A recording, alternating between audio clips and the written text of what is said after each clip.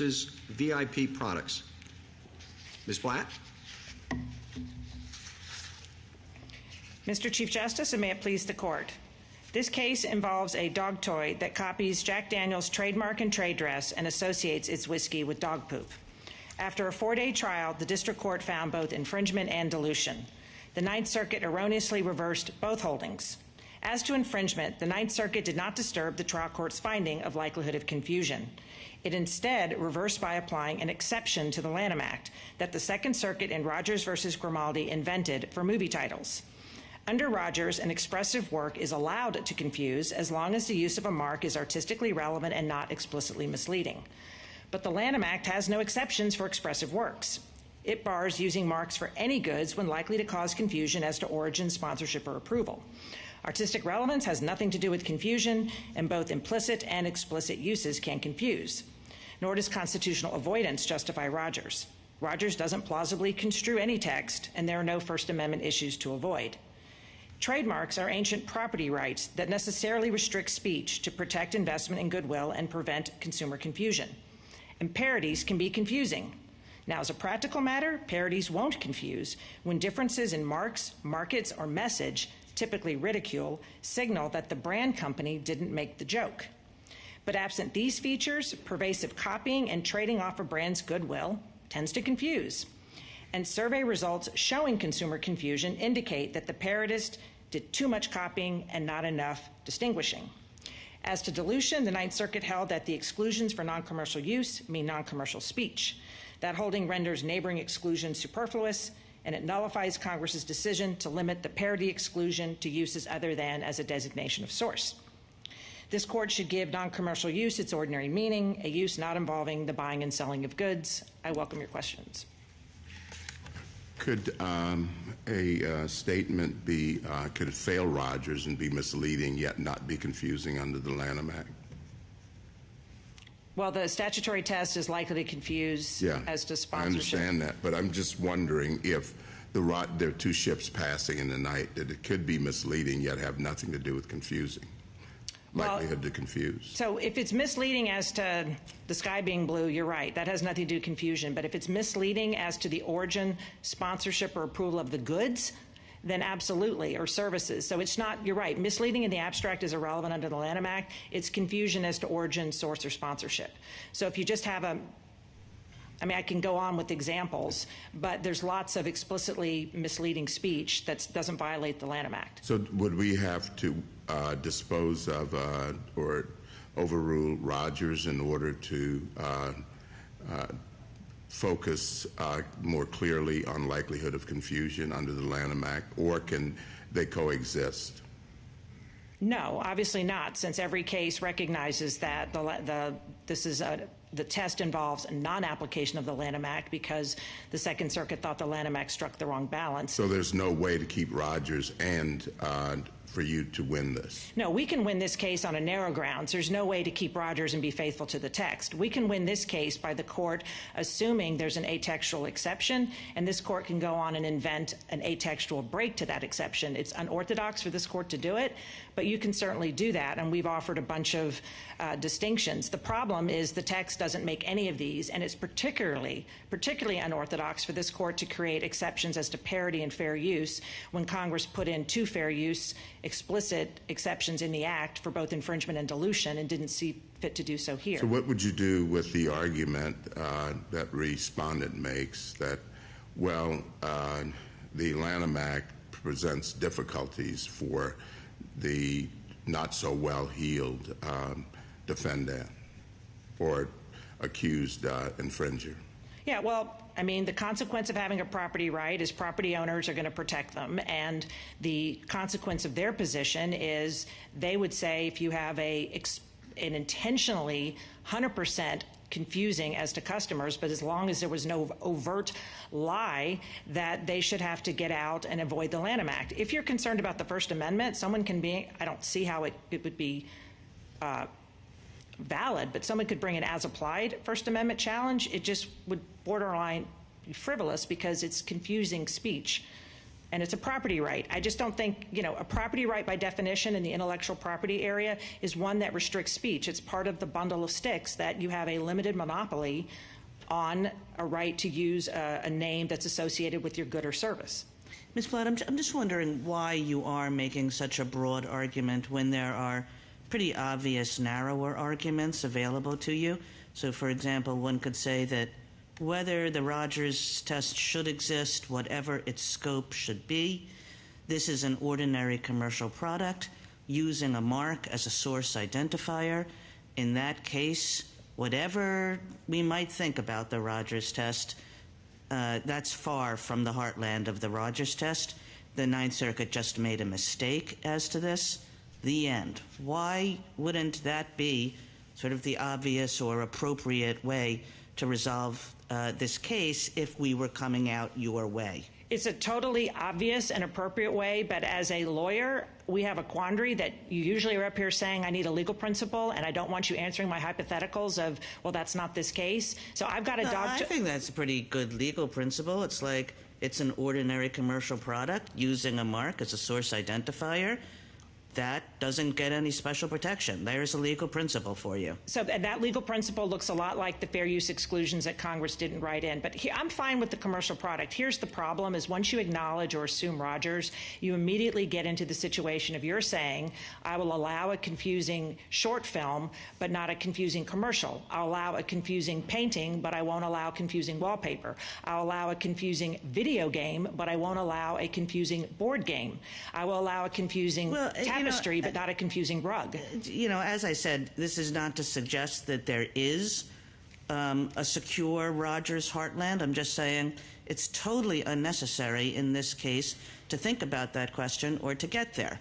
And I'll just add a little bit. The reason why every court of appeals that has thought about this question has adopted something like Rogers is because there are cases which look really different from this case. There are, an art photographer does photographs using a Barbie doll, which is clearly meant to have some kind of expressive meaning and is not an ordinary commercial product like this one and doesn't use the Barbie doll as a source identifier.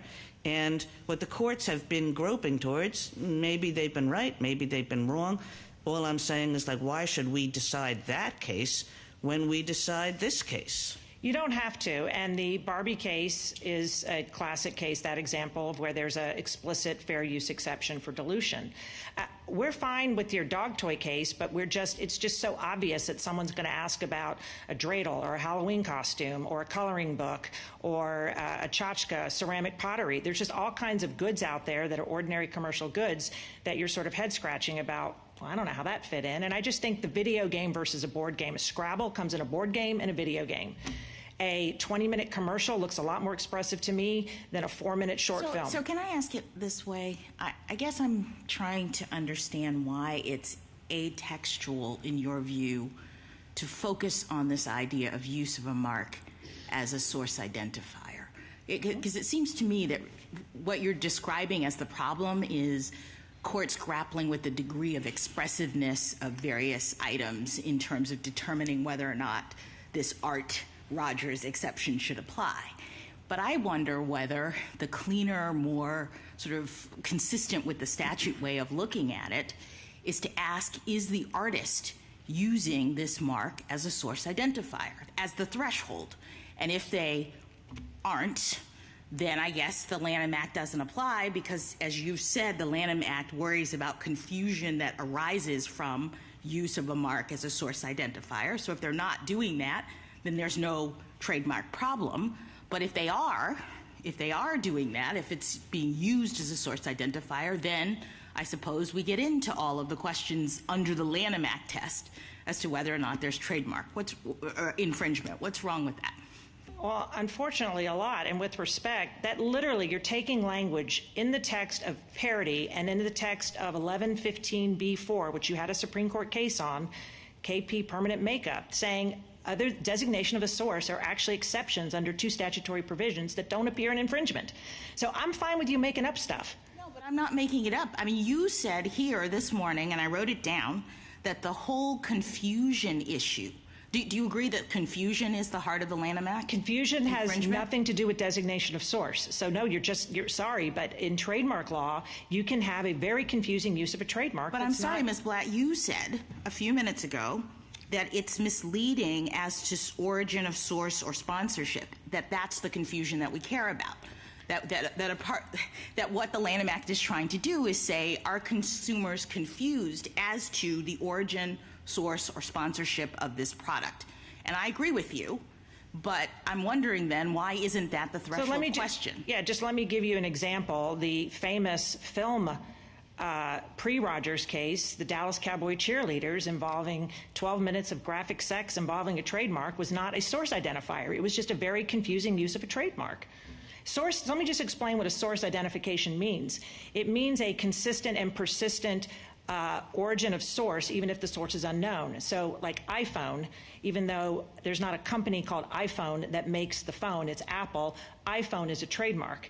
But you can infringe iPhone's marks or any mark without indicating it's a source. You can put it on a t-shirt, you can put it in a movie, you can sell lots of products, it's just not being used as a trademark. And the statutory definition of infringement has nothing to do with use as a source. It's any use of a mark likely to cause confusion. And I know that I'm right about this because its designation of a source is an explicit carve-out under infringement. All right, likely to cause confusion in what way? So fine, you put the Apple mark not on something that looks like an iPhone so that people are confused about the source of that product. You put it on a t-shirt.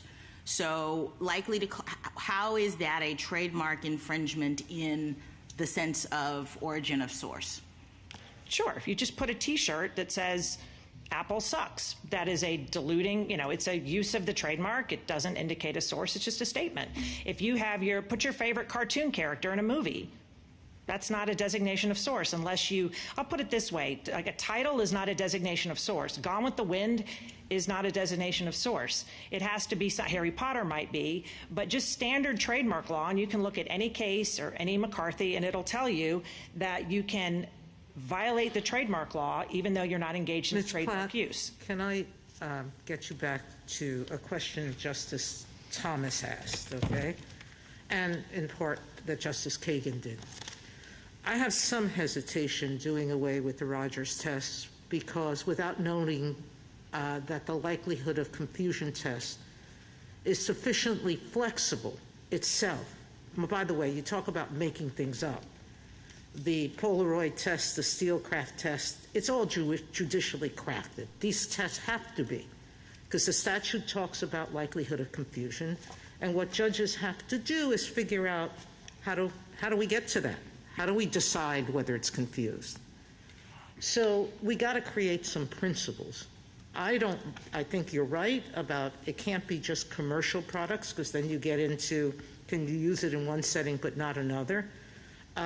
It can't be just designation of origin because that doesn't have to do with improper use.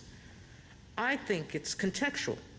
And I think that you're shaking your head yes. Yes, absolutely. If you look at all of the factors, I call them the Polaroid factors because I'm from the Second Circuit, so I'm most intimately familiar with those. Yeah.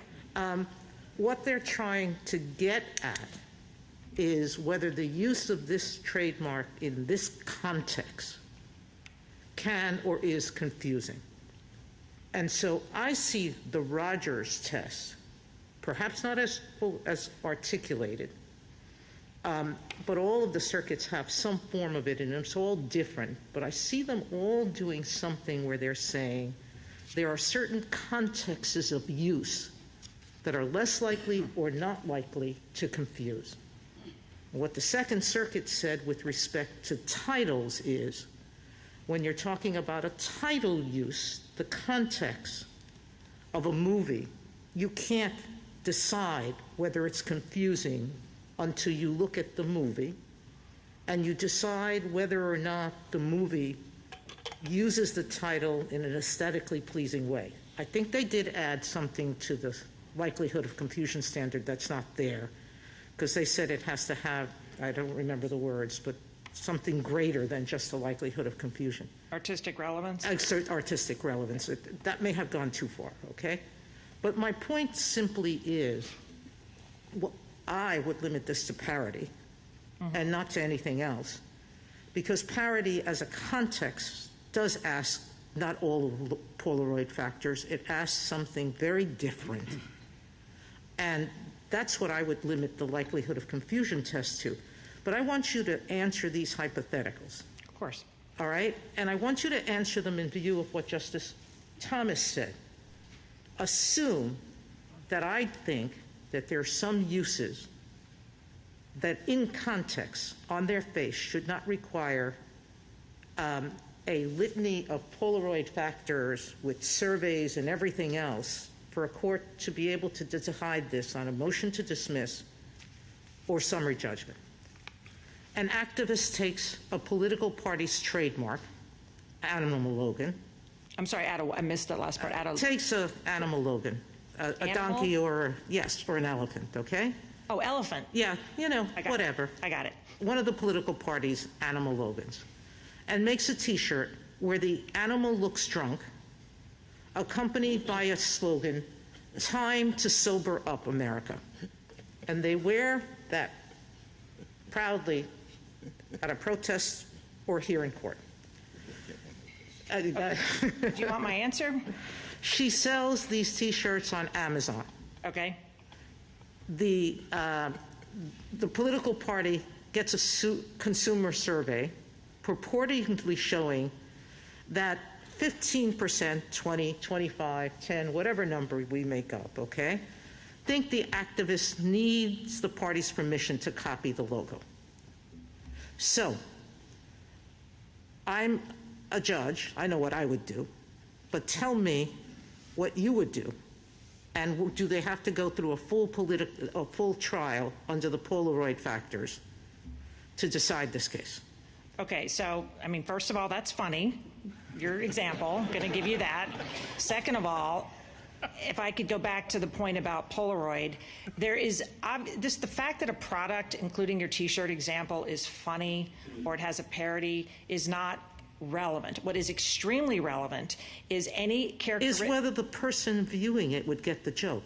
No. And so isn't that the issue that we're dealing with in confusion? Well, I'd like to get this answer out. It's not whether you get the joke. You get that somebody other than the brand wasn't making the joke, because that's all that matters. Not ha is not a standard under the Lanham Act. It's whether it's confusing as to source. Now, in your Republican, elephant well, that's example, going back to Justice Jackson's point, and you said it's not only about source. So what else is it about? Right. Okay. On your elephant example, in terms of if there's a mistaken idea that, oh, well, you had to copy. Okay. First of all, on consumer surveys, they're capturing, for whatever reason, because consumers are dumb or they're confused about the law or just the way they make marketing decisions, surveys are picking up the real world marketplace that a judge who has hindsight bias and is highly analytical is not going to represent the purchasing public. The reason we have surveys in the first place is pretty amazing. In 1948, Jerome Frank on the Second Circuit had a case involving teenage girls' underwear, and he said, you got to be kidding me. I'm a man. Everyone on this court is a man. How am I supposed to know this? Couldn't somebody do a survey? And surveys were born. And that was in 1948. So it's just a little bit rich to trash surveys when the whole point that they came out was to help consumers. Now, on that bit about there's a mistaken perception, it's not a mistaken perception. You do have to get permission if it's confusing. Now, your example on the T-shirts, if there's a survey on 15%, and I also heard in there some sort of implicit thing that 15% was too low. If this court had a rule saying, advocates, please do not have briefs that are likely misleading, and if you want us to say, advocates, that can go up to 50%, because it's okay if only 20% of judges found it deceptive, or even 40%. It has to be more than half. So I think what you're... but that's the basic problem, which is the percentage. At some point, it's a political statement. It has First Amendment rights. And even if 20, maybe even if 75, it's very clear that at a certain point, those people may be wrong on the law. They don't need permission to make a political joke. They don't need permission to make a parody. You need to get permission if it's a confusing parody. Now, in terms of I do want to get this point out. There are three very important sleek craft factors that bear on the specifics of parody. And the other dog toy case involving Chewy Vuitton, it was a play on Louis Vuitton and Chewy Vuitton. The contrast with that case and this case, I think, tells you everything you need to know about likelihood of confusion. In the Chewy Vuitton case, it was on substantial similarity in marks. the uses in the mark, and is there some sort of dispelling characteristics that says, you know, the definition of a parody is that you have to conjure up enough similarity, but then you immediately simultaneously distinguish and say, but this is not, someone else is telling the joke. And in the Louis Vuitton case, the court said, I'm immediately struck by how different. Our court said, I'm immediately struck by how similar. There were 9 virtually identical things that were unchanged. In the Louis Vuitton case, he said almost all the designs were different. In the uses of the markets, in the Louis Vuitton case, Louis Vuitton makes dog products, but they're $1,200. They're complete luxury products. They only sell in boutique stores or in boutiques and department stores. In the Jack Daniels case, Jack Daniels makes dog products and sells licensed merchandise like hats and bar stools and what have you in the same markets that Bad Spaniels was selling its dog toys. And when you have a consumer survey that tells you the consumers didn't get the joke, they could have thought it was funny. And by the way, only 7 people said they thought there was a confusion as to who owned it, who needed permission, and that still left 25% confusion, which is still, you know, a massively high consumer survey. So it is not all the sleek crack fact. I don't know, Polaroid factors will be relevant.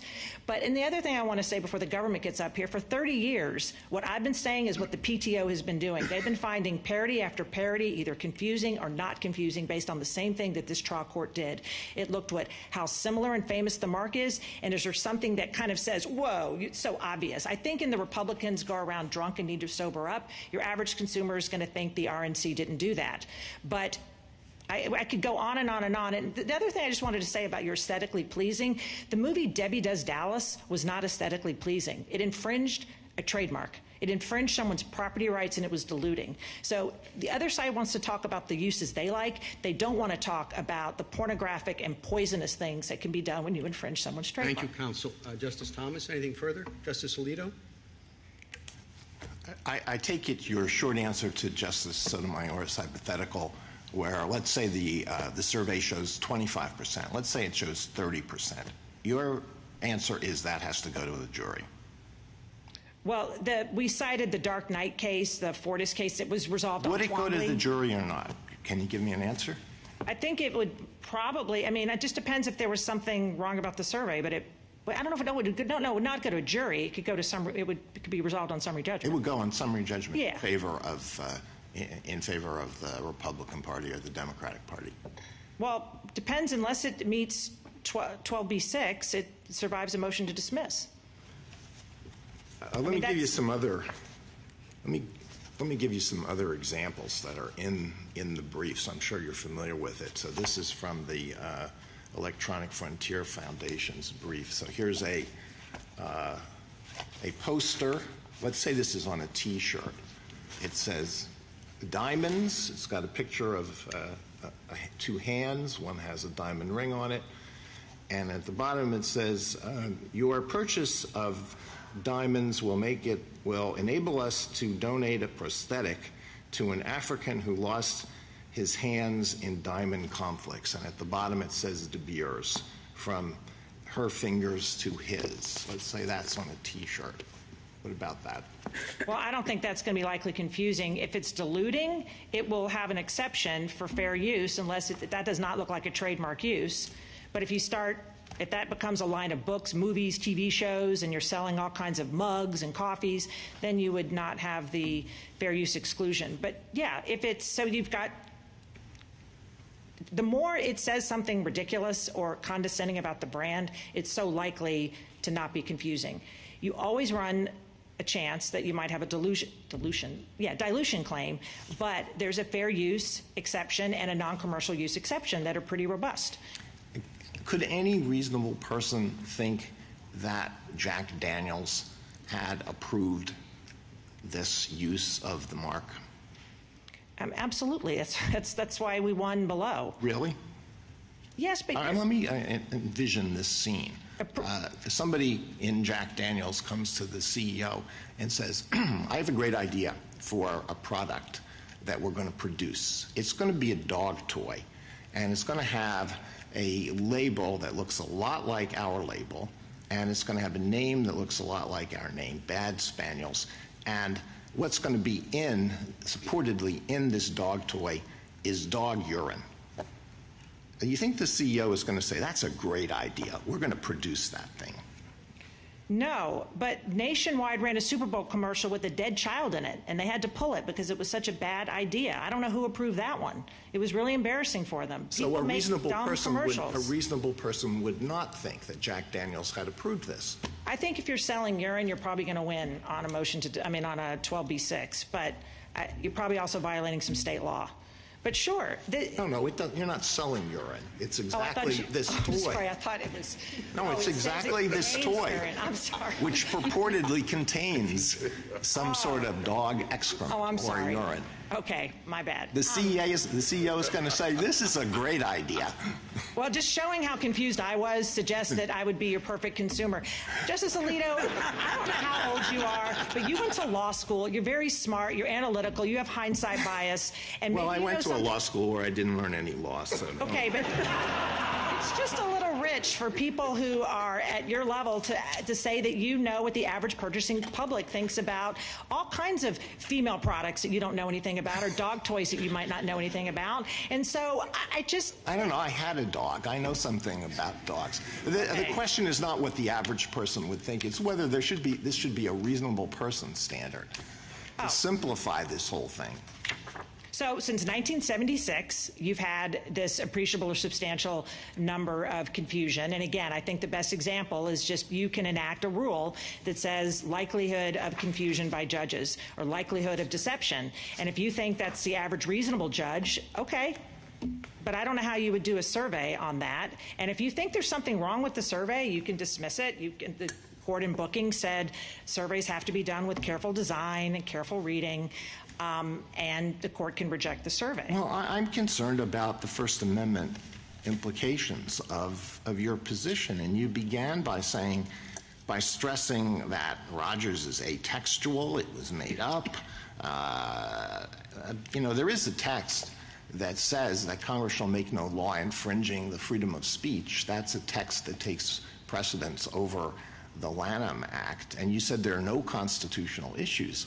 But your answer to Justice Sotomayor's hypothetical tells me there are important constitutional issues. Allow me to push back with the founding. Trademarks have been around since the 1500s. They predated the First Amendment. Same way with copyrights. And this court has had 4 cases, the San Francisco case, the Zucchini, and then your Eldred and Harper and Row. And you've said on all 4 of those cases, even if it didn't involve confusing speech, it didn't involve any kind of intent, it didn't involve any kind of, those were all harder cases. And so it's a property right. I agree when you don't have property rights, but the definition of a property is it's going to infringe someone's speech. It is a limited monopoly as long as alternative. Well, is it your argument that anything so long as something is protected by the Lanham Act, there is no First Amendment issue? Well, when you say, I think that unless you're going to bring it as applied, you have to, it's confusing speech and it goes to the dilution. But yes, I think the Lanham Act is clearly constitutional. You all but held that in the San Francisco case. No, the question isn't whether it's constitutional. The question is whether it should be interpreted, and this is where Rogers may come from, in a way that does not bring it into conflict with the First Amendment.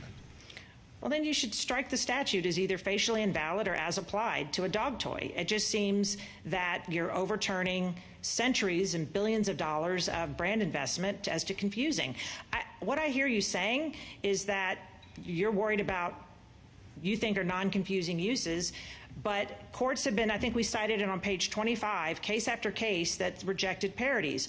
Notably, none of those had survey cases. There are lots of famous cases where the court rejected likelihood of confusion.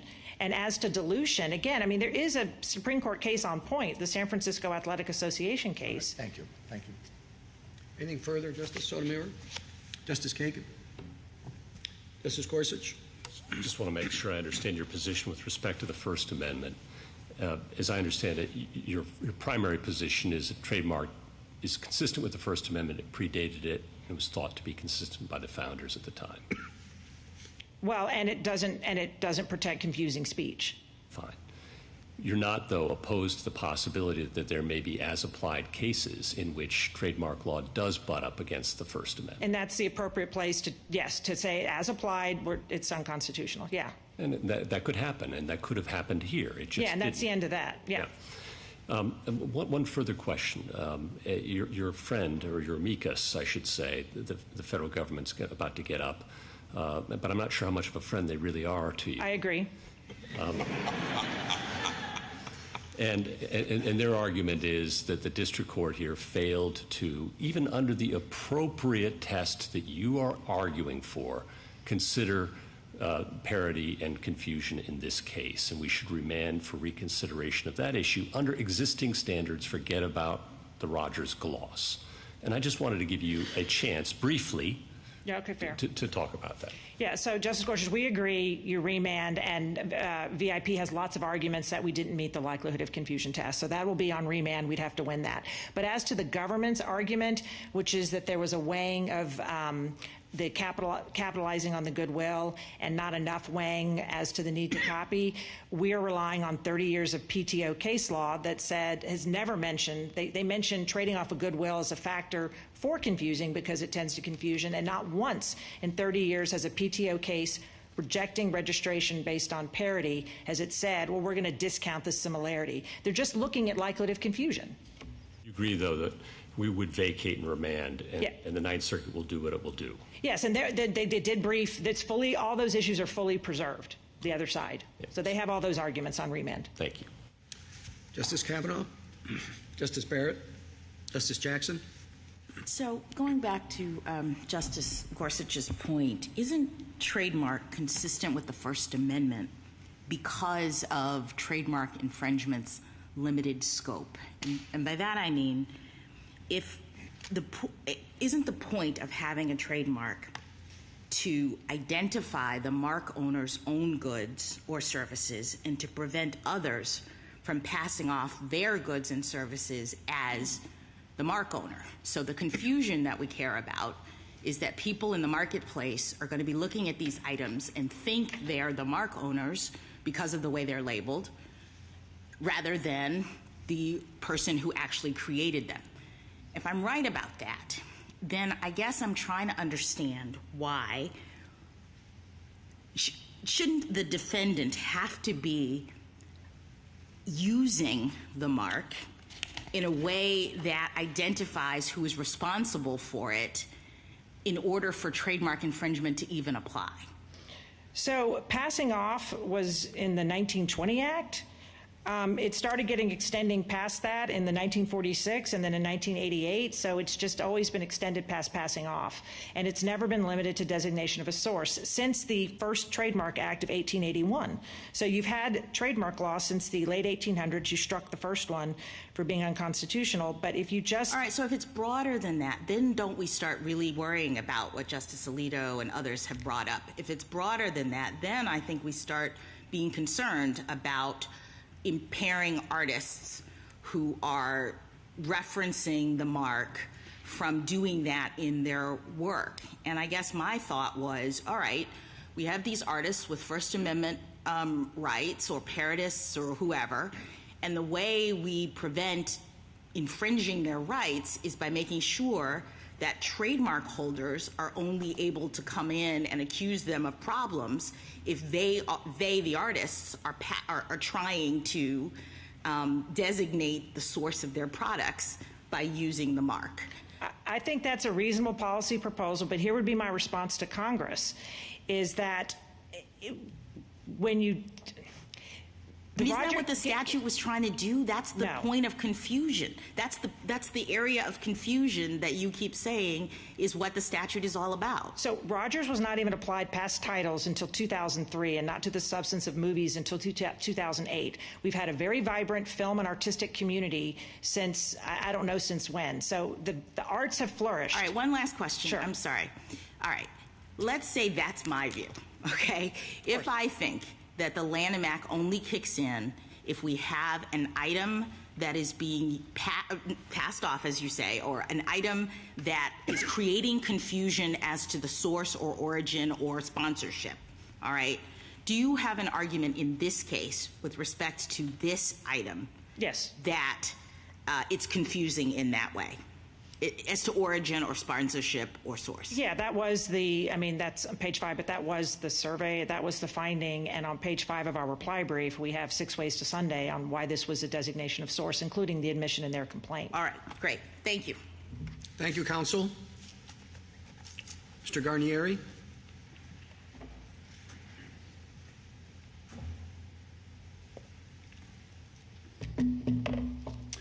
Mr. Chief Justice, and may it please the Court, I'd like to begin by just addressing some of the questions that have already been propounded this morning, and particularly the hypothetical about the T-shirt depicting an elephant and the De Beers example drawn from the electronic... Said either political party. Excuse me, Justice. Let's be clear. Unspecified political party parody on the T-shirt. I think a lot of the intuition driving some of those difficult questions is that reasonable people are not likely to be confused about the source of those products or whether the target of the parody sponsored or approved the product. And I think that intuition is fully captured by the likelihood of confusion test, and that's the statutory standard that we think should be applied in all of those cases. Rogers and the position that respondent is defending in this case is very different. That view says that you should be allowed for various vague First Amendment policy concerns, you should be allowed to engage in this behavior even if it is likely to confuse consumers about the source of your goods or about the senior mark holder's sponsorship or approval. And I think that view just can't be squared with the Lanham Act itself and is not compelled by the First Amendment. I welcome the Court's questions. So what exactly would you do with Rogers? Well, we think that Rogers was incorrectly decided, and the Rogers standard is inconsistent with the text of the Lanham Act, and I think you can see that for at least 3 reasons. First, as applied by the Ninth Circuit, Rogers is an antecedent test that the infringement plaintiff has to satisfy in order to even invoke the Lanham Act. The Court reiterated that at footnote 2 of its opinion on page 33A of the petition appendix. You have to get over Rogers and then also show likelihood of confusion, and that's just plainly inconsistent with the way the statute was designed to operate. The second point is that Rogers is substantively inconsistent with the Lanham Act. Rogers requires a showing either of a complete lack of artistic relevance or that the use of the trademark is explicitly misleading. But of course, as Ms. Blatt explained, you can have confusing uses of marks that are implicitly misleading. So, Rogers currently is operating to protect a lot of behavior that could it's actually likely to cause confusion to consumers, and the Lanham Act makes that kind of trademark use actionable as infringement. And then the third point is that Rogers was not conceived of as an application or an interpretation of the text of the Lanham Act, and indeed the case was decided under a predecessor version of the Lanham Act that didn't even explicitly contain the likelihood of confusion standard that should govern in this case. I always have hesitation in doing away with something that circuits have been relying on, virtually all of them, but applying it in different contexts. And we have amicus brief from different stakeholders, some saying it may not apply in parody, but it could apply in movie titles, it might apply in something else and not this, in novels, etc. Why should we rule broadly? And if we rule narrowly, on what basis? You've heard earlier at least 3 alliterations, one Justice Kagan's, one Justice Jackson, one me. Limit this just to parodies, because parodies really do rely on, is this a joke that people are going to get? Sure. Justice Sotomayor, let me make a couple of points in response to those concerns. First, just to address the status quo, it's not the case that all circuits have applied the Rogers test. There are many circuits that have never adopted Rogers. There are many circuits, including the 4th, 5th, and 7th circuits, that I think address parodies the correct way, the way that we advocate, which is you can take the parodic nature of the use into account under the existing likelihood of confusion standard, which is actually the statutory standard. The second point is, I would grant you that there are a number of courts of appeals that have followed Rogers, but many of those cases involve titles, as Rogers involved a title. The Ninth Circuit has really dramatically expanded the scope of Rogers to that include... begs my question.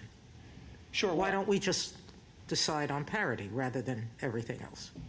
Well, I think Rogers, at least as conceived by the Ninth Circuit, is not limited to parody, so I think the court would, if you're saying that Rogers is inapplicable to the circumstances of this case, I think you would probably logically be saying it shouldn't be applied not just in cases involving parody, but in other.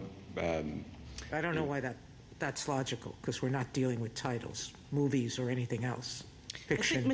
I'm sorry. Go ahead. Well, I mean, I think our principal response is that if the rationale for the decision that the court adopts is that Rogers can't be squared with the Lanham Act, it's hard to understand how that would be limited to parodies. It wouldn't apply equally to other supposedly expressive uses of marks that are currently covered by the Rogers test in the Ninth Circuit. Counsel, is the government's position that in a case of likelihood of confusion, the Rogers test is out of the picture, or that the First Amendment across the board is out of the picture? I think it's just the former. We just think the Rogers test is the wrong way to approach these cases. It has no sound basis in trademark law or indeed in the First Amendment. But, as Justice Gorsuch's questions to Ms. Blatt illustrated earlier, I think you could still have an as-applied challenge. I think if the court gets rid of Rogers and tells the lower courts that Rogers is not the correct way to do it, the correct way is to apply the likelihood of confusion standard. That doesn't foreclose an as-applied First Amendment challenge in an appropriate case. But Rogers is not itself an application of any established First Amendment principles. I cannot think of any area of this court's First Amendment jurisprudence which requires courts to make judgments of artistic relevance or in which the government's authority to regulate turns on judgments of artistic relevance. The explicitly misleading prong of Rogers also has no sound basis in this court's First Amendment precedent. There are areas of false and misleading speech in which the government can regulate, but those, including fraud, defamation, perjury, in those areas of unprotected speech, it has never mattered whether the deceit is explicit or merely implicit. I mean, that's just a distinction that was made up by the Second Circuit in Rogers, and I think it's time to put an end to it. And counsel, I'd like to understand what you would have us do with respect to the remand, because you do argue that even under the Lanham Act's text, always a place to start, likelihood of confusion, that the district court erred. And it didn't fully account for the parody nature of this product. So exactly what instructions and how would you articulate that? Sure. Well, in our view, the district court committed legal error in failing to take account of the parodic nature of respondents' use when applying the likelihood of confusion factors that are applied in the Ninth Circuit. I think that is primarily apparent in the district court's consideration of the similarity of the marks factor, which is a factor that all the courts of appeals consider relevant to evaluating the likelihood of confusion. The district court, in our view, the way that parody enters into the picture in most of these cases, that ordinarily you would think that the more similar two marks are, the more likely consumers are to be confused. And a fact finder could conclude that that's not the case in a parody case, because the parody, by its nature, is going to be drawing some humorous contrast with the original, and that contrast will itself serve to distinguish the two in the minds of consumers. And I think the court could make that clear in its opinion, and petitioner and the government have a disagreement about how best to read the district court's opinion, whether the district court actually made the legal error that we think the court made. That's really a question for the Ninth Circuit to resolve. Let me see if I have it, okay? And I may not. But that the similarity of the marks was a great emphasis in the district court's opinion, and perhaps too much, to the point where there are some parodies in which the marks are going to be very similar, but everybody, or most everybody, or a reasonable person, and I guess the question is which of those, would understand that the whole point of the joke is that it isn't the trademark holder's product, it's somebody else's. Yes, Justice Gorsuch, I think that's exactly right. Okay. Mr. Guarnieri, which of those is it? Some percentage or a reasonable person? It's an appreciable number of ordinary consumers exercising ordinary care. That's a longstanding standard. It's derived from this court's cases that predated the Lanham Act. And what about the fact that a lot of people surveyed may think that as a matter of law it was necessary to get the approval of the mark holder? Well, that's a hard case. That's a hard question. There are, certainly some amici supporting respondent who say that that's a kind of legal mistake that should just be dismissed in the likelihood of confusion analysis. I think that's hard to say because the Lanham Act itself, one theory of trademark infringement is that consumers are confused about whether the mark holder has granted its permission to use its marks. That is, whether it has granted legal permission to the allegedly infringing junior mark. If the surveyed consumers think, yeah, you couldn't do this without getting Jack Daniel's permission, I think that's evidence of likelihood of confusion in the. Now, I will say, just to step back a second, surveys are just, I mean, it's one piece of the puzzle here, but it's not the whole thing. They are meant to be an approximation of consumer perceptions in the marketplace. The point is that these surveys are expensive, and they're in a test that is a multi-factor test, which is confusing, which doesn't provide a lot of guidance in particular situations. It's an extremely kind of expensive litigation to go through. So when you look at these hypotheticals that were given to you, whether they're political or whether they're artistic speech, and your first line defense of this, and as I conceive it, your second and third line defense too, is don't worry, you'll win on likelihood of confusion. I think that what this Rogers test is all about is to say that there are some things, the political hypotheticals, the artistic speech hypotheticals, that shouldn't have to go through this whole analysis, and that we can get rid of in the first instance on a motion to dismiss without surveys, without a lot of fuss and bother. Well, Justice Kagan, you can adjudicate a trademark infringement suit on a motion to dismiss at the 12b6 stage if the allegations in the complaint do not plausibly allege infringement. They do not plausibly allege a likelihood of consumer confusion. That's the ordinary standard that applies in every other context in federal litigation. It is. Well, every other context in federal litigation doesn't involve the kinds of clearly First Amendment protected speech that these hypotheticals are about. So the point of these hypotheticals is to say that every other context in litigation really doesn't cut it when you're talking about protected political and artistic speech. Well, if you were to raise, in any other context, if you were the defendant in one of these cases, in a non-trademark case, and you were the subject of a statutory claim, and you wanted to raise as a defense that the First Amendment protected your conduct, you would have to litigate that defense. You don't get a special off-ramp at the beginning of the litigation just because it might be expensive to litigate the defense that you'd like to raise. And I think in general, the costs of litigating a trademark infringement suit are not a compelling reason to displace the statutory standard with this Rogers standard that is not itself based in trademark law or indeed based in established First Amendment principles. The other thing I would point out, I mean, I take the point in some of the briefing on the other side that there is a possibility or a threat of abusive litigation tactics that could chill legitimate, non-confusing uses of marks. And I think the Congress already addressed that concern to some extent by providing for fee shifting in the Lanham Act, which is itself an unusual feature in federal law. In an appropriate case, a district court that could, found that a case was brought in bad faith to chill speech that is not confusing, you could award attorney's fees, and that serves as a deterrent to some extent. Some of the hypotheticals and actual cases that are highlighted in the briefing in this case do seem to me to present serious First Amendment issues.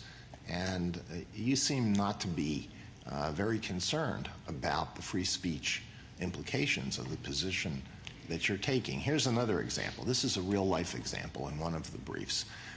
There's a college, I won't say what it was, let's say it's ABC College, and a professor, and there's a website called ABC, it has ABC in it, and it is dedicated to criticism of the college for corruption and mismanagement. And the college brings suit, claiming that that's an infringement of the mark. Look, it's very difficult to imagine in a case like that an ordinary consumer exercising ordinary care would be confused about whether this website that is highly critical of the college whether the college was the source of that website or otherwise sponsored or approved it. So I think the likelihood you think that could be dismissed under 12b6 if they plead that there was a likelihood of confusion? You'd have to know more about the complaint, and the fact finder would have to be making a judgment about whether the allegations of confusion are plausible. I mean, I think that you do have some cases that are dismissed at the 12b6 stage in this area, so it's not impossible. But again, I mean, I think the likelihood of confusion standard can capture that case. And indeed, I don't take a lot of the amici who favor Rogers to be saying that the cases would really come out differently. The claim is just that they don't want to have to go through the process of demonstrating that consumer confusion is not likely, and I don't think that itself is a sufficient basis for maintaining Rogers. Thank you, counsel. Justice Thomas?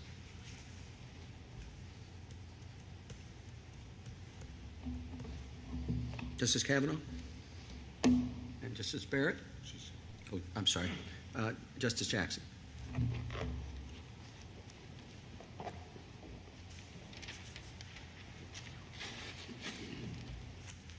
Mr. Cooper? Mr. Chief Justice, and may it please the Court. In our popular culture, iconic brands are another kind of celebrity. People are constitutionally entitled to talk about celebrities and, yes, even make fun of them. Jack Daniels advertised in its self-serious way that Jack is everyone's friend, and Bad Spaniels is a parody playfully comparing Jack to man's other best friend. And it's clear in this case that what Jack Daniels is complaining about is not Bad Spaniels as a designation of source. They're complaining about the speech, the parody, the comparison to dog poo and a Bad Spaniel, not the mark. Parodies on non-competitive goods, like Bad Spaniels, aren't likely to cause confusion as to source or approval. As this Court recognized quite properly in Campbell, companies simply do not license lampoons of their own products. The circuits developed the Rogers test to protect expressive works generally, and it keeps the threat of extended litigation from silencing speech. That's particularly true when well-heeled celebrities go after parodies. The Solicitor General agrees that the general multi-factor test is usually applied does not work for parodies, and that the District Court misapplied the factors here. More broadly, a test that convicts pure parodic speech, like Mutant of Omaha, Nuclear Holocaust Insurance, or Michelob Oily in a humor magazine, is broken. A test that requires significant resources to vindicate obvious parodies like Wal-Qaeda or Holocaust or Chewy Vuitton is simply the wrong tool for the job. If the Court is inclined toward the Solicitor General's position, the Court should provide more guidance to lower courts than simply, hey, keep that as a parody in mind, because the burden of litigating the irrelevant or inverted factors itself chills speech. Stripping out those factors, a more focused version of the general test would ask three questions. One, can the Court reasonably perceive the product's parodic character? That's taken from Campbell. Two, what is the proximity and competitiveness of the party's goods? That's taken from the standard test. And third, does the parody otherwise fail to differentiate itself from the parodied mark? This test protects speech while denying a free pass to knockoffs and counterfeits. But fundamentally, the First Amendment is not a game show where the result is survey says I'm confused, stop talking. I welcome your questions. So is your concern, are you as much concerned about the test itself or the location of the test? So what if your test and the factors that are concerning you are rolled into the multi-factor test? Your Honor, I think the Rogers test, if I understand your question. Yes, and the Rogers test is a simpler way of addressing it. Well, I understand that, but what I'm trying to understand is whether or not you are more concerned about the fact that Rogers preempts the Lanham Act multi-factor approach up front, as opposed to you're having the exact same test but at the multi-factor stage. Your Honor, we think that the Rogers test functions best as a screen that takes out all the expressive works at the beginning, so you never have to get to So in other words, you prefer the Rogers test because it precludes the application of the full Lanham test. Well, at least the multi-factor test as that's conceived of as an application. Yes, because the multi-factor test, as this Court recognized in Wisconsin Right to Life, that kind of rough and tumble, open-ended inquiry itself chills speech. So now, with that, what is your best textual hook for Rogers and for the off-ramp that you're proposing and that the Ninth Circuit applied? We think that the broad standard of likely confused or deceived is fine. There is an entire edifice built under the Lanham Act to try to reconcile that with First Amendment text, whether it's fair use doctrines, which are non-statutory, whether it's nominative fair use, whether it's the Rogers test. There are ways of meshing that and understanding that this text does not provide a standard for the quantum or the mechanism or the means of causing confusion, or identify what kind of confusion. Well, but the Rogers test doesn't seem to have its roots in First Amendment jurisprudence, though. Well, I think one has to differentiate the Rogers test as it was originally formulated, and I agree that it's not the most well-phrased test in terms of artistic relevance. I think the intellectual law professor's brief in support of neither it kind of approaches the more accurate test to say, not is it artistically relevant, but is it a gratuitous use for the message?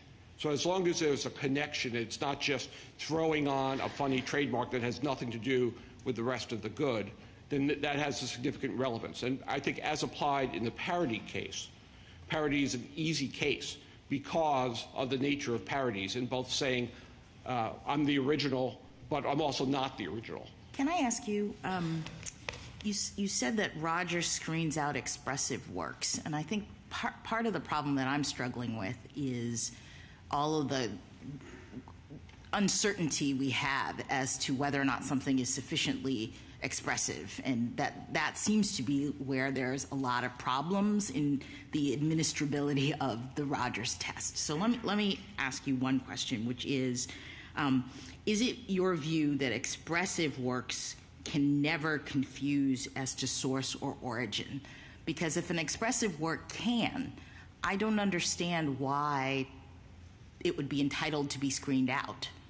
I think it's highly unlikely that, and in fact I haven't seen an example where you could have an expressive work that was likely to confuse if it was not otherwise explicitly misleading. What about the hypothetical of this very scenario? So let's say VIP made a dog toy that was the exact size, shape, and color of a Jack Daniels bottle. Mm-hmm. They called it Bad Spaniels, but the label is identical and everything is the same. And there we have it. Are you saying that that scenario is one in which you would still claim entitlement to expressive screening out? In other words, if we know that these things are, basically identical, except one says Jack Daniels and the other says, or let's do it this way. What if it says Jack Daniels?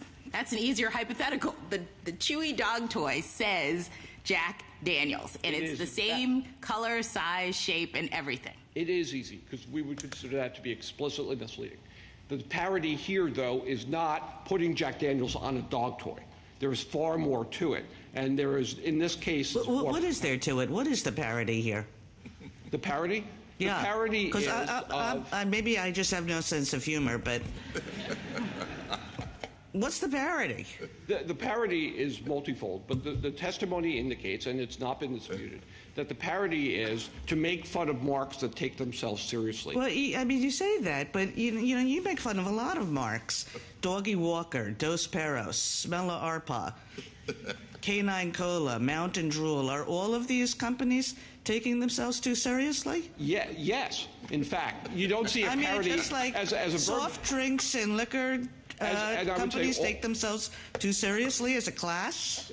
I think there are a lot of products that take them too seriously, and merchandise. You don't see, for example, something near to my heart, a parody of Woodford Reserve bourbon, because you don't get that building up of an edifice of making them into an iconic, a cultural icon and reference point. When you advertise on TV incessantly and you create this image of yourself as something that's so important. So you're just saying anytime you go out after or you use the mark of a large company, it's a parody, just by definition.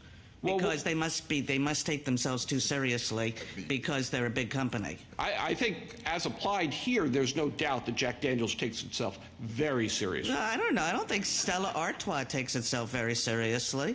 And they have very funny commercials. Yeah, and I've seen their historical commercials, and they would honor parody too. But Jack Daniels is at the head of the line. I mean, this is okay. I've made my point. No, and I think Counsel, I think the point has been made.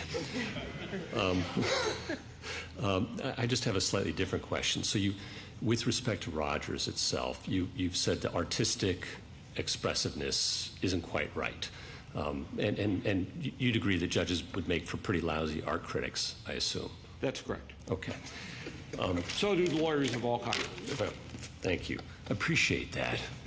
The other part is this explicitly misleading prong, and our First Amendment doesn't protect speech that is misleading often, or doesn't give it the same protection always. And I'm not sure where explicitly comes from as opposed to implicitly misleading. That would also seem to have different First Amendment implications.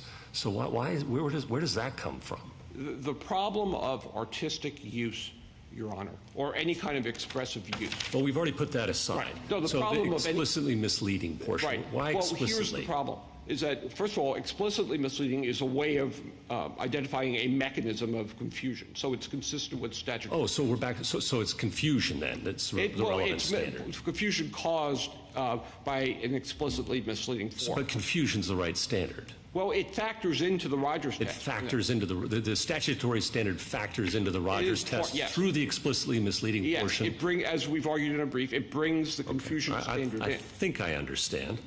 Okay. You had a three-part test that was you started with at the beginning that's different from the Rogers test. Yes, it is. It's an alternative that's derived more from the multi-factor test if you strip out the inverted or irrelevant factors in the case of parody. Okay, and those are things that are grounded in the statute and its traditional interpretations. Grounded in the statute and in this court's recognition in Campbell, the reality of parodies, that people don't license lampoons of their own products. Would you be okay with that? I think you argued for it in your opening, so I assume the answer is yes. I think for parodies, it approaches the Rogers test as a means to protect speech while not denying a free pass to knockoffs and counterfeits. Okay, thank you. I've been confused by your allegation in your complaint that Bad Spaniels trademark and trade dress, that you're the owner of it. Can I stop? The only trademark I see on your product is on the Silly Squeakers.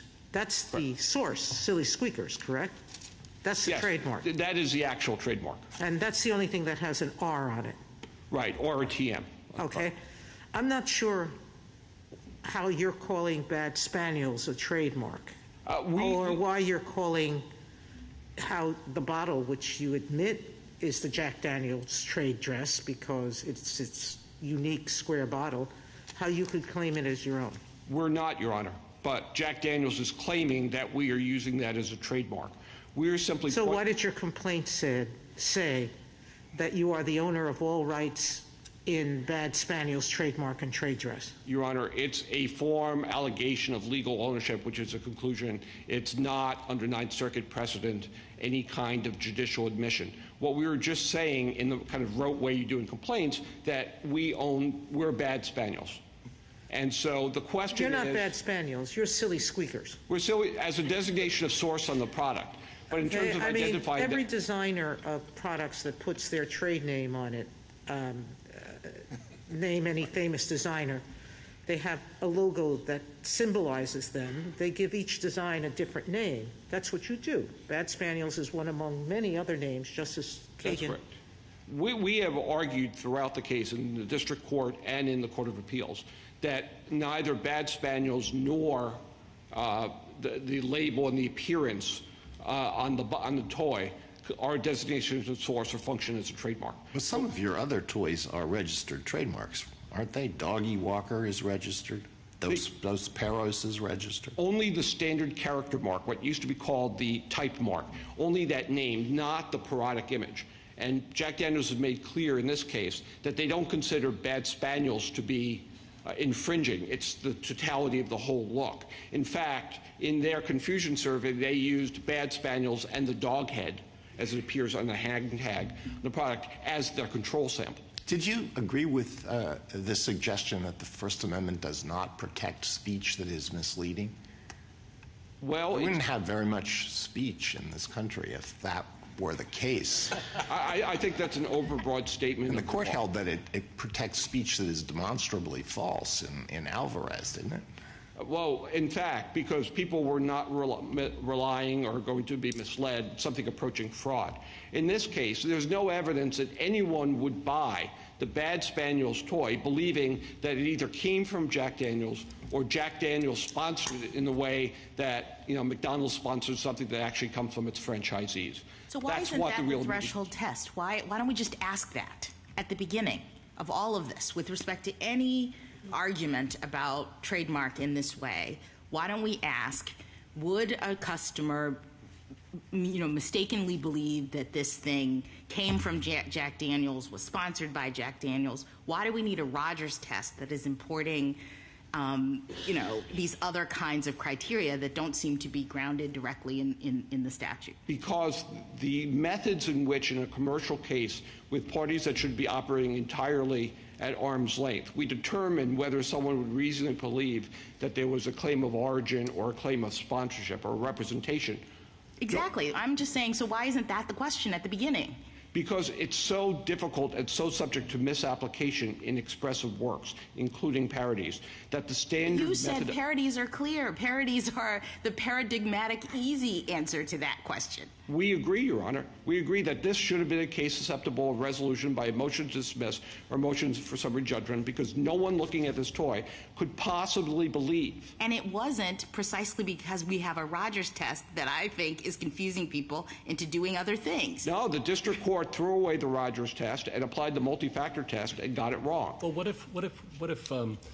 if we did remand this case, as the Solicitor General suggests, and say, we're not sure where this Rogers thing comes from, but we do think that the district court may not have given adequate weight to the fact that this is a parody and the proximity and the differences in the label in its analysis. Would you have any objection to that? Yes, Your Honor, because the problem... Most lawyers don't stand at the lectern and oppose a win, but No. This will be interesting. I would prefer more of a landslide win than... Oh, well. And something also that... Fair enough. Who wouldn't? And something that also in future cases would provide clearer guidance from saying, consider how parody plays into it. The problem is, and I say this, before I was an appellate lawyer, I was a trademark lawyer, when you have to litigate 6, 7, 8, 9, 10 factors, and you have to... If we're going to talk about factors, you're asking us to put more factors into the equation, not fewer, and some that aren't in the statute. And it's an antecedent door that has to be opened before you even get to the statute. I think, first of all, I think I've gotten it down to 3 factors here, and I think there are things but those you say are in the statute. I'm talking about the Rogers factors. Artistic relevance, we're lousy, our critics, and all that sort of thing has to be done before we even get to those. I think the word artistic could be stricken from the copy of Rogers. I think it's really a matter of relevance rather than artistic relevance. It's not, and I think in practice, it has not proven a test that is difficult to apply on a fair and reasonable basis. And courts have been able to distinguish, for example, in the Harley-Davidson case, someone just using a mark and claiming Rogers and saying, no, there's no message here. There's nothing here. You'd take as a second best the win. I would take it, say, well, we'd like a win under any circumstances, but I'll take it under the second best. But I'm sorry, go ahead. No, what's critically important, Your Honors, is that whatever the test is, it's something that in this case or other cases can be applied simply and fairly and without spending people who are, as parodists, are punching up in every case. So for me, you still have to fight against a loss. Okay. So, I mean, whether the Rogers test gets the question exactly right, whether there should be a better test to think about First Amendment issues, you're sort of out of that. I think you're sort of leagues away from that. This is a standard commercial product. This is not a political T-shirt. It's not a film. It's not an artistic photograph. It's nothing of those things. It's a standard commercial product. I don't see the parody, but, you know, whatever. You're using this, as your complaint says, as your registration on the other product say, as the placement of your hang tag says. You're using it as a source identifier. It seems like just not a First Amendment Rogers kind of case. And the First Amendment Rogers kind of case, I think what this argument suggests is those are hard questions. I guess the question is, why aren't you leagues from Rogers? I will agree with Jack Daniels' counsel on one thing. The distinction between utilitarian goods and expressive works is a non-existent standard. Your Honor gave as an example a T-shirt. T-shirt, people buy them in order to not get caught up with public nudity.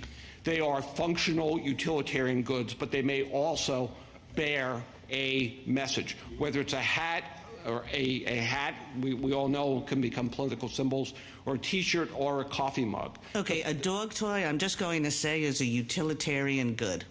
Yeah, there might be some hard cases. I actually don't think that the political T-shirt is a very hard case. It says something, it's making a point. But dog toys are just utilitarian goods, and you're using somebody else's mark as a source identifier, and that's not a First Amendment problem. And if we, Your Honor, if we changed the hypothetical and we said, okay, put on the hang tag not for use with real dogs, and it was sold purely as a collectible, because that's what the testimony was, that they intended that this was in part be a collectible from the graphic designer who worked it up. Then it would not be a utilitarian good, it would be soft sculpture in copyright terms, and it would be an art piece. It doesn't matter whether you use it with your dog or you put it on a shelf, as I plan to do, and laugh at it from time to time. It is still an expression. And what Jack Daniels is upset about is not the utilitarian good. They're upset about the speech that's born on it. But it does matter whether you put it on the shelf, because the Lanham Act doesn't care about that.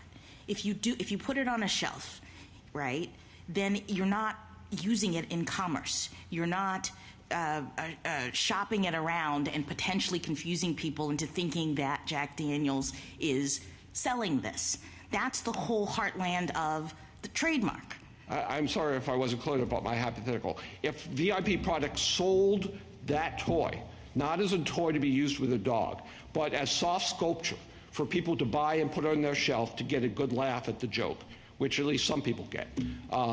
In fact, that would take away its supposed utilitarian value, but it would keep its expressive value, because what people laugh at is not the fact that it's a dog toy, it's the speech on it. Would you object if Jack Daniels was doing that to a test that would say, when you were sued, if VIP was doing that, to a test that would say, is this item being used as a source identifier for this product in a way that would confuse people into thinking that Jack Daniels was actually sponsoring, or it was made by Jack Daniels, or whatever?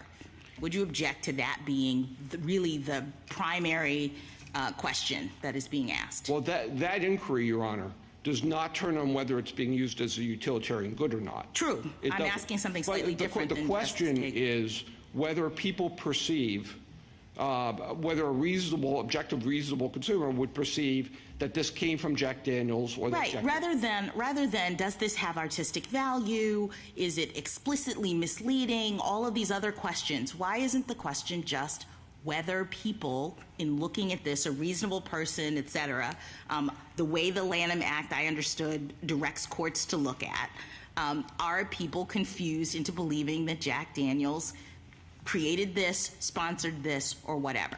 I think Your Honor could do that. The problem I think that Rogers recognized is, to paraphrase my opposing counsel, but we've got a survey.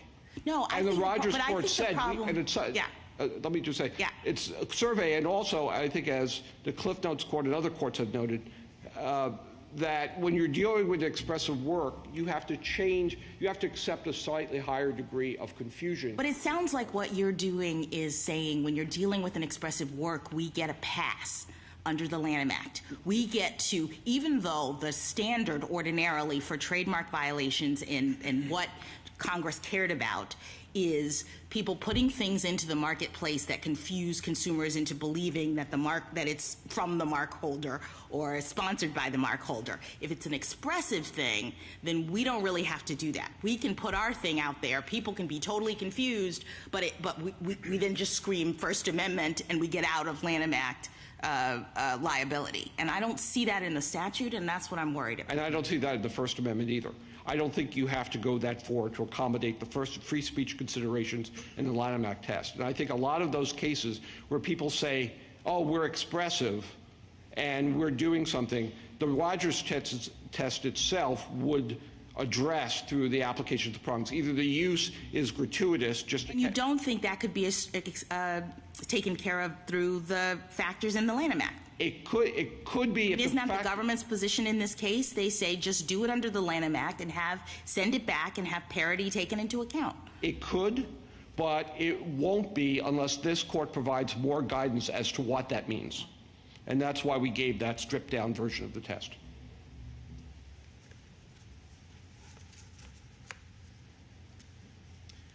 Justice Thomas? On a separate subject, could you just elaborate a bit on why a product that you can buy online or Petco is non-commercial? Absolutely, Your Honor. We live in an age where, and it's actually true in all past ages, everything is for sale. Whether something is sold or not does not make it non-commercial or commercial. In fact, under the Lanham Act's test, under Section 1127, which has definitions, if the test were whether you can buy or sell it, in fact, you would have the non-commercial use exclusion would mean you'd have to have something which was not bought and sold in commerce, which is defined as the ordinary course of trade in the statute. So that's just an impossibility. And I think both the legislative history and a textual analysis of 1125 and 1127 point to the use as a referent of this court's commercial speech, non-commercial speech distinction. And that teaches that it's only commercial if it does no more than propose a transaction. And in this case, the parody is not proposing a transaction in anything because there is no product. There is no bottle of poo. It's simply making a joke, and the joke is non-commercial. But that's what the struggle was, I think, in the Ninth Circuit's MCA records case, looking back at the legislative history, and also the commentary we've submitted to the court, analyzing what this exclusion purpose was supposed to serve, and what the reference was, and how it fits with not only this court's doctrine on non-commercial speech, but also how it fits with the other exclusions. Well, I still don't know what that means, but give me an example of something that is commercial then. A commercial would be an advertisement. No. Something that is commercial, that is not non-commercial. I think an advertisement would be commercial speech, that it proposes a transaction. And so if we were to have something that advertised a product, let's say Bad Spaniels whiskey, and it was an ad for Bad Spaniels whiskey, that advertisement would be commercial speech. You're proposing a transaction. But that's not what we're doing here. We're not selling a bottle of diluted dog poo, which is the subject of the parody that they're complaining about. The Ninth Circuit and the government is proposing in petitioner that non-commercial is anything you buy or sell, and you've answered that. But they also make the point that saying that non-commercial is anything that has speech in it is too broad, that would do away with the exception for parody, and that itself would undermine the trademark dilution definition. You wouldn't even need non-commercial because the definition says that it applies only to the goods that are in commerce. So why would you need the word non-commercial at all? Well, you could have a commercial use in commerce. But the real problem is unless you read those exclusions broadly as we think is appropriate, you run into the plain fact that dilution by tarnishment is unconstitutional viewpoint discrimination. You're being joined if you tarnish, but not if you burnish. It's an end run around the defamation. Well, but that might be true if we were talking about a Mattel-type case, but we're not. We're talking about a case with many exceptions, including a direct exception for parody. So I'm not sure how it runs into an unconstitutional First Amendment burden. But the Ninth Circuit and other circuits have relied on our commercial speech doctrine. Correct. And analogized non-commercial to that doctrine. The Ninth Circuit did it before this case. Yes, MCA records. was the So original. why is that wrong? Why is that? I'm sorry. Why is that wrong? It's not wrong. To I mean, I think it's the appropriate interpretation to compare it to this. but this would not, under our on our commercial speech doctrine, this would still be commerce. It would not be a commercial use because the parody is doing more than proposing a transaction. It's not even It's proposing. doing both, Counselor. I'm You sorry? want people to buy this product because of the parody. That's not the test. I mean, I've seen, I'm exaggerating only slightly, I've seen thousands of dog toys in the market, and you pick based on something uniquely funny about a particular toy. That's correct, but that's not the test. So that's you're proposing a transaction. Any product you sell proposes a transaction in the sense that it's an appealing product, but that's not what the test is. Thank you. Justice Alito, anything further? Justice Sotomayor? Yeah. Justice Kagan? Justice Gorsuch? Okay. Justice Jackson? Okay. Thank you, counsel. Thank you. Ms. Blatt, rebuttal? Thank you, Mr. Chief Justice. Justice Alito, all trademarks are expressive. They have speech rights, and every time you infringe them, it's going to implicate speech by definition.